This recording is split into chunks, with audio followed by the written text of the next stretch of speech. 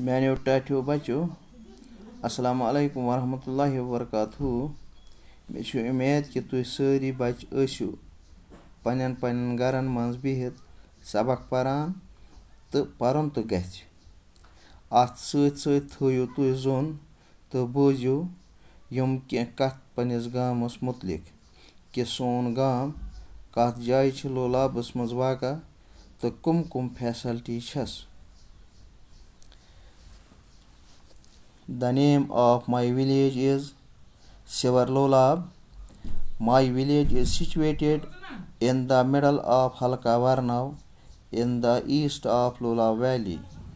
The population of my village is 15,000 nearly.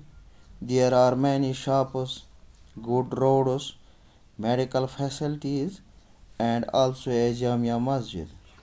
On the Friday, Jamia Imam preaches us on the prayer time, Namazi Juma.